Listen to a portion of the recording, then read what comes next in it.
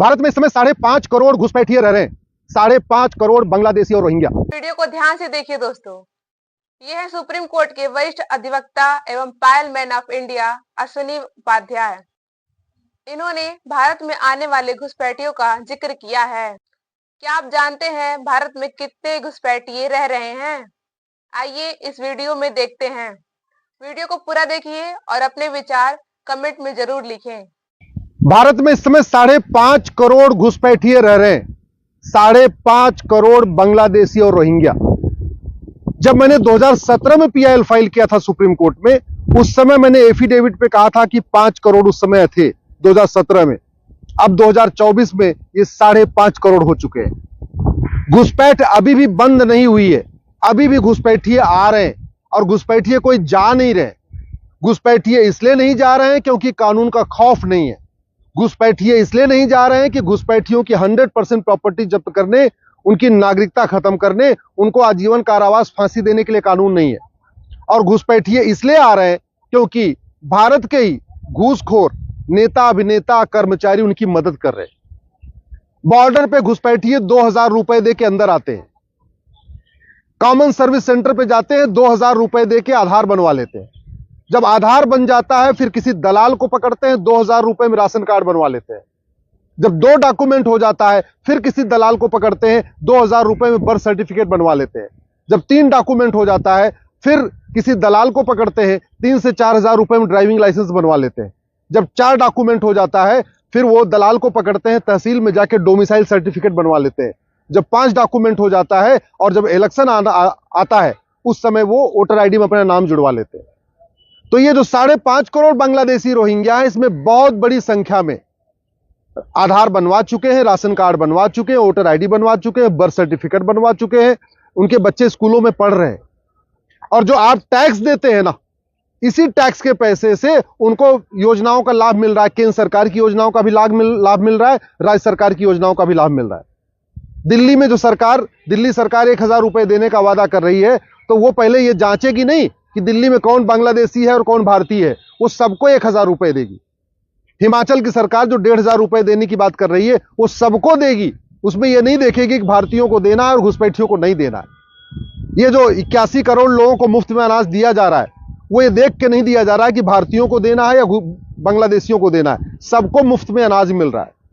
गाजियाबाद में तो घुसपैठियों ने मुफ्त में आवास योजना भी ले लिया, प्रधानमंत्री आवास योजना भी उनको मिल चुकी है, जो 2.5 3 लाख रुपए में जिसकी लागत आती है, और वो जो भारत के टैक्स पेयर के पैसे से बनता है, वो मकान भी घुसपैठियों को मिल चुका है। जब तक घुसपैठियों की मददगारों के खिलाफ कठोर कानून नहीं बनेगा, जब तक घूसखोर, कमीशनखोर और दलाली करने वाले कर्मचारियों के खिलाफ कठोर कानून नहीं बनेगा, जब तक कालाधन, बेनामी संपत्ति, आय से अधिक संपत्ति 100% जब्त करने और भ्रष्टाचारियों को आजीवन कारावास देने, भ्रष्टाचारियों की नागरिकता खत्म करने, भ्रष्टाचारियों को आजीवन कारावास फांसी देने के लिए कानून नहीं बनेगा, तब तक घूसखोरी रुकेगी नहीं। क्योंकि घूसखोरी का मूल कारण है, घुसपैठ का मूल कारण है घूसखोरी। जब तक घूसखोरी नहीं रुकेगी तब तक घुसपैठ नहीं रुकेगी। और एक बात याद रखिएगा, भारत की डेमोग्राफी बहुत तेजी के साथ बदल रही है। भारत में 750 जिले हैं और 750 जिलों में कोई एक भी जिला ऐसा नहीं है जहां घुसपैठिए नहीं पहुंच चुके हैं। जहां उनको खाली जगह मिल रही है वहीं जाके वो झुग्गी बना रहे हैं। उत्तराखंड के जंगलों में झुग्गी बना रहे, हिमाचल के जंगलों में झुग्गी बना रहे, राजस्थान में भी जाके झुग्गी बना रहे, गुजरात में भी जा रहे हैं, यूपी में भी जा रहे हैं। हाईवे के किनारे जहां उनको खाली जगह मिलती है झुग्गी बना लेते हैं। बस स्टैंड के किनारे जहां उनको खाली जगह मिलती है झुग्गी बनाते हैं। रेलवे लाइन के किनारे झुग्गी बना ले रहे, एयरपोर्ट के किनारे झुग्गी बना ले रहे। तो पूरे देश में जहां जहां डेमोग्राफी पहले ठीक थी, उस डेमोग्राफी को बदलने के लिए वहां वो जाके वहां बैस रहे, सारे डॉक्यूमेंट बना रहे। डॉक्यूमेंट बनाने वाले भी भारत के ही लोग रहे, जो 2-2 हजार 3-3 हजार रुपए में अपना ईमान बेच रहे। और ये जो घुसपैठ की समस्या है, ये इतनी गंभीर है, इसको अगर तत्काल कठोर कानून नहीं बनाया, घुसपैठियों को और उनके मददगारों के खिलाफ कठोर कानून नहीं बनाया, तो अगले 20 से 25 साल के बाद इस देश में ऐसी अराजकता फैलेगी जो आपने कभी सोचा भी नहीं होगा। फ्रांस 3 महीने जला है, यूरोप के कई देश जल रहे हैं। अफगानिस्तान में क्या हुआ, पाकिस्तान में क्या हुआ, बांग्लादेश में क्या हुआ, आपको पता है। भारत के 9 राज्यों की डेमोग्राफी बदल चुकी है। भारत के 200 जिलों की डेमोग्राफी बदल चुकी है। भारत के 900 तहसीलों की डेमोग्राफी बदल चुकी है। जो 300 तहसीलें बॉर्डर पे हैं उनकी डेमोग्राफी पूरी बदल चुकी है। और इसका मूल कारण है घुसपैठ, धर्मांतरण, जनसंख्या विस्फोट। घुसपैठ पे कोई चर्चा ही नहीं हो रही है। घुसपैठियों का वीडियो शेयर करने से घुसपैठ नहीं रुकेगी। घुसपैठियों के बारे में आरोप प्रत्यारोप करने से घुसपैठ नहीं रुकेगी। घुसपैठियों पे तूतू मैमे करने से घुसपैठ नहीं रुकेगा। घुसपैठ तब रुकेगी जब घुसपैठियों उनके मददगारों की 100% प्रॉपर्टी जब्त करने, घुसपैठियों उनके मददगारों की नागरिकता खत्म करने, घुसपैठियों और उनके मददगारों को 10 से 20 साल की सजा देने के लिए कानून बनेंगे। और बंगाल की स्थिति आप देख लीजिए क्या पोजीशन है। असम की स्थिति देख लीजिए।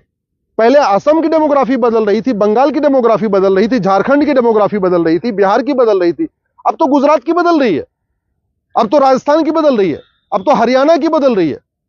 और बाकायदा कई बार तो ऐसा भी देखा गया, असम के बॉर्डर से, बंगाल के बॉर्डर से जो घुसपैठिए आते हैं वो टूरिस्ट बस में बैठ के आते हैं।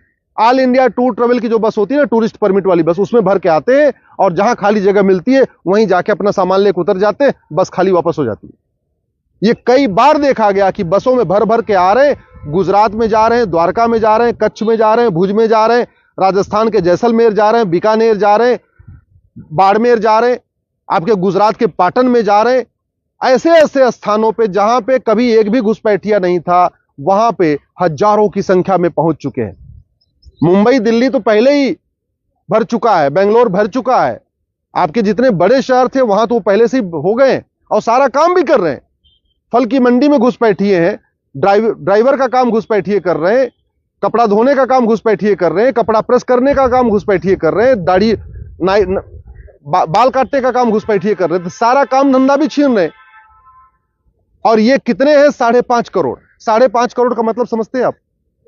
ऑस्ट्रेलिया की जनसंख्या 2 करोड़ है, यानी लगभग ऑस्ट्रेलिया के 3 गुना भारत में घुसपैठिए रहते हैं। कनाडा की जनसंख्या 4 करोड़ है, यानी लगभग कनाडा के 1.5 गुने भारत में घुसपैठिए हैं। और घुसपैठियों में खास बात यह भी है, इनके 15-15 बच्चे हैं, 18-18 बच्चे हैं। मैंने तो दिल्ली में जाके देखा, महिपालपुर में देखा, रंगपुरी पहाड़ी पे देखा, नरेला में जाके देखा, बवाना में जाके देखा, ओखला में जाके देखा, जमुना जी के किनारे जो मदनपुर खादर वाला एरिया है, जो कश्मीरी गेट वाला एरिया, वहां जाके देखा। एक एक घुसपैठियों के 12-12 बच्चे, 14-14 बच्चे, 16-16 बच्चे। आप कल्पना करिए ना, कितना टैक्स देंगे आप?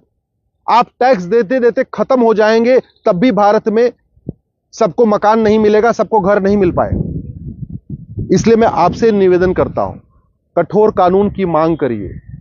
तू मैं आरोप प्रत्यारोप, नूरा कुश्ती, बतौलेबाजी से घुसपैठ नहीं रुकेगी। गांधीवाद की बात करने से, राष्ट्रवाद की बात करने से, अंबेडकरवाद की बात करने से, नेहरूवाद की बात करने से, समाजवाद की बात करने से, लोहियावाद की बात करने से घुसपैठ नहीं रुकेगी। राम कथा करने से, भागवत कथा करने से घुसपैठ नहीं रुकेगी। मठ मंदिर बनाने से घुसपैठ नहीं रुकेगी। घुसपैठ रुकेगी जब कानून ऐसा हो कि खौफ हो कि भारत के अंदर अगर हम गए तो हमको 20 साल के लिए जेल में डाल दिया जाएगा। जब ये कानून का खौफ होगा ना, तब घुसपैठ बॉर्डर पे रुकेगी।